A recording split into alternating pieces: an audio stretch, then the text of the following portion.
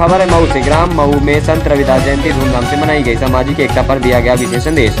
सारंगपुर विशेष report. विधानसभा सारंगपुर के ग्राम मऊ में मेघालय समाज के तत्वाधान में महान संत रविदास जी की जयंती श्रद्धा और उत्साह के साथ मनाई गई। कार्यक्रम में समाज, वरिष्ठजन, युवा और महिलाएं बड़ी संख्या में उपस्थित रहे। समारोह की शुरुआत संत रविदास जी की चित्र पर माल्यार्पण एवं दीप प्रज्वलित कर साथ शुरू हुई। इसके बाद भजन कीर्तन और विचार गोष्ठी का आयोजन किया गया। इसमें संत रविदास जी के बारे में बताया गया व उनके मार्गदर्शन में चलने का संकल्प लिया गया। कार्यक्रम के दौरान अपनी बात रखते हुए राजगढ़ जिला पंचायत सदस्य एवं राष्ट्रीय मेघवाल परिषद मध्य प्रदेश के प्रदेश उपाध्यक्ष राजेश रतौलिया ने सामाजिक एकता पर विशेष जोर दिया। उन्होंने कहा कि समाज की ताकत उसकी एकजुटता में है और जरूरत पड़ने पर समाज को मजबूती के साथ एक दूसरे के साथ खड़ा रहना चाहिए। उन्होंने शिक्षा, संगठन और सामाजिक जागरूकता के आगे बढ़ाने की अपील करते हुए हर युवाओं से विकास में सक्रिय भूमिका निभाने का आह्वान किया। कार्यक्रम समापन सामूहिक प्रसाद वितरण के साथ हुआ। पूरे आयोजन में समाज में उत्सव और भाईचारे का माहौल देखने को मिला।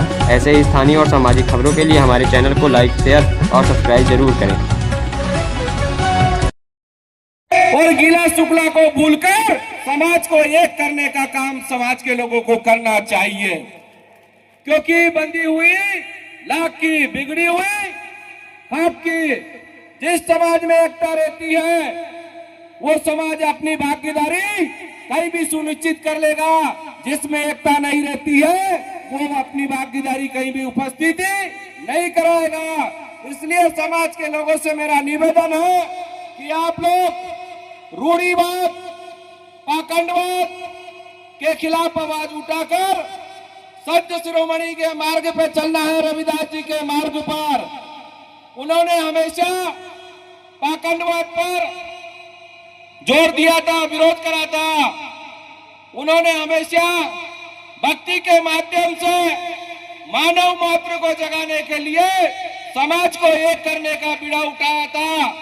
हमें संत शिरोमणि की बात मानकर सामाजिक एकता की पहल को मजबूत करना होगा और सभी समाज के लोग यहाँ बड़ी संख्या में उपस्थित हैं।